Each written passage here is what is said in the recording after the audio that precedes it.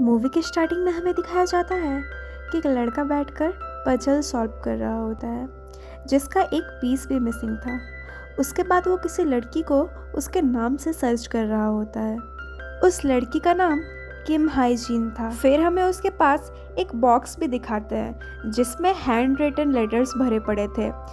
ये और कोई नहीं, इस बॉय की चाइल्डहुड फ्रेंड के लिए लिखे गए लेटर्स थे जो कि इस बॉय ने अपने चाइल्डहुड फ्रेंड के लिए लिखे थे। पर ये लेटर्स हाइजीन तक पहुंचे ही नहीं थे, सेंडर को वापस आ गए थे। फिर हमें कोरिया के एक नाइट क्लब में पार्टी होते हुए दिखाया जाता है और पार्टी की जो बर्थडे गर्ल थी वो थी मिंग हारी।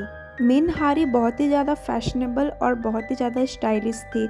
उसके लुक से सारे लड़के उसके तरफ अट्रैक्ट हो जाते थे। फिर वो किसी को फ़ोन लगा रही होती है जो कि उसकी बेस्टी थी, पर ये कोई और नहीं, ये हमारी ड्रामा की मेन लीड हाइजीन थी। हाइजीन मिन हारी से कहती है कि मैं रास्ते में ही हूँ और आ रही हूँ, जबकि वो पार्ट टाइम जॉब कर रही होती है। हाइजीन बहुत ही अनअट्रैक्टिव है। इसके फ्रीजी हेयर्स और फैकल्ड फेस की वजह से इसके कस्टमर्स भी इसके साथ डिस्क्रिमिनेटिव बिहेव रखते हैं, क्योंकि वो लोग चाहते थे कि उन्हें कोई अच्छी सी प्रिटी वेटर सर्व करे। पर हाइजीन हमारी होती है टैलेंटेड, तो वो इस सिचुएशन को भी अच्छे से हैंडल कर लेती है। फिर हाइजीन जल्दी जल्दी से मिनहारी के बर्थडे पार्टी में जा रही होती है, जहाँ वो देखती है कि मिनहारी को बहुत सारे रिच लड़कों ने घेर के रखा था। वो लोग उसे गिफ्ट प्रेजेंट करके उसे एडमायर कर रहे थे। हारी जैसे ही अपने फ्रेंड को वहाँ आए हुए देखती है तो वो बहुत ज़्यादा खुश हो जाती है और उसकी तरफ वेव करके उसे इस तरफ बुलाने लगती है। उसमें से एक बॉय हारी को कहता है कि यकीन नहीं आता तुम जैसी क्लासी लड़की की ऐसी अगली सी कोई फ्रेंड हो सकती है। ये बात सुनकर हारी को गुस्सा आता है और उसके पैर में वो हील दे मारती है और उसकी अच्छी खासी इंसल्ट करके उसका दिया हुआ गिफ्ट उसके मुंह पे मार के उसे यहाँ से निकल जाने को कहती है। उसके थोड़ी देर बाद वो अपने सारे फ्रेंड्स को डिच करके अपनी बेस्ट फ्रेंड हाइजीन से मिलने के लिए आती है। हारी आज रात का डिनर अपने बेस्ट फ्रेंड हाइजीन के साथ बैठ के करना चाहती थी, पर हाइजीन उसे कहती है कि कोई बात नहीं, तुम जाके अपने सारे गेस्ट्स को पहले टाइम दो, उसके बाद मेरे लिए टाइम निकालना। हाइजीन अभी बैठकर कुछ खा ही रही होती है कि उसे मैसेज आता है कि उसके स्टूडेंट लोन की पेमेंट अभी तक पेंडिंग ही है, और ये पढ़ के हाइजीन थोड़ी सी सैड हो जाती है। फिर वो अपने आसपास के दूसरे लोगों को देखती है और कहती है कि ये लोग कैसे इतना टेंशन फ्री रह सकते हैं। वो थोड़ी देर के लिए डाउन फील करती है, फिर थोड़ी देर में अपने आप को चीयर अप करके खुश कर लेती है।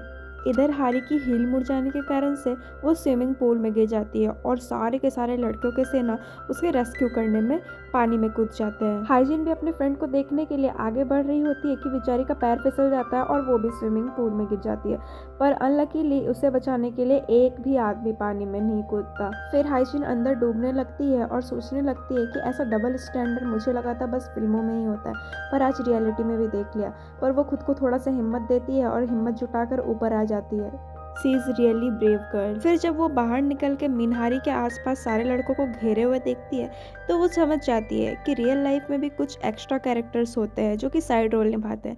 मेरा हाल भी कुछ ऐसा ही है, लीड कैरेक्टर में मैं नहीं आती।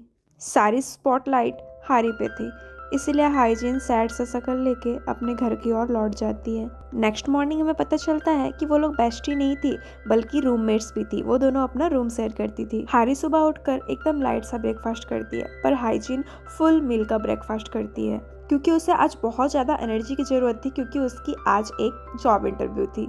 उसकी फाइनेंशियल कंडीशन एकदम अच्छी नहीं थी, उसे कोई भी हाल में फुल टाइम जॉब की ज़रूरत थी। जॉब इंटरव्यू के लिए जब हाइजीन एलिवेटर के पास जा रही होती है तभी वेट कैपेसिटी बढ़ने का सिग्नल आ जाता है।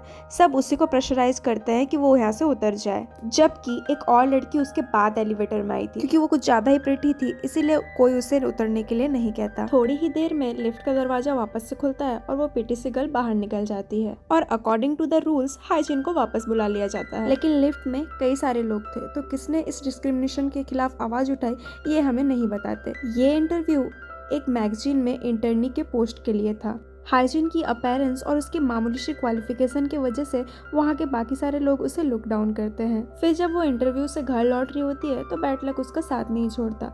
रास्ते में मौसम खराब हो जाता है और बहुत तेजी से बारिश स्टार्ट हो जाती है, और जब वो घर के पास तक पहुंचती है तो वो देखती है कि हारी किसी लड़के को पब्लिकली किस कर रही होती है। हाइजीन उसे बाहर निकाल के मारने लगती है और कहती है कि तुम ऐसा कैसे कर सकती हो, वो भी पब्लिक एरिया में, और जिस लड़के के साथ तुम्हारी कोई फीलिंग्स ही ना हो। हाइजीन कहती है तुम कैसी लड़की हो यार, आज तक तुम्हें कभी सच्चा प्यार हुआ है?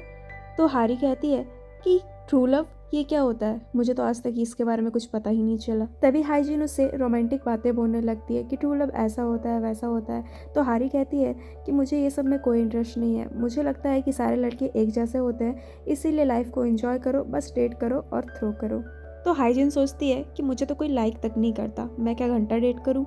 फिर थोड़ी देर बाद जब वो अपना ईमेल्स चेक करती है तो वो बहुत ज़्यादा खुश हो जाती है, क्योंकि उसे उसके बचपन के फ्रेंड के मेल्स आए हुए थे जो कि स्वांग जून ने किए थे। और इसी के साथ हमारी स्टोरी का फर्स्ट पार्ट खत्म होता है। अगर आप लोगों को स्टोरी अच्छी लगी हो और आप इसका सेकंड पार्ट चाहते हैं तो कमेंट बॉक्स में कमेंट करके ज़रूर बताइएगा। थैंक्स फॉर वॉचिंग, मिलते हैं नेक्स्ट वीडियो में।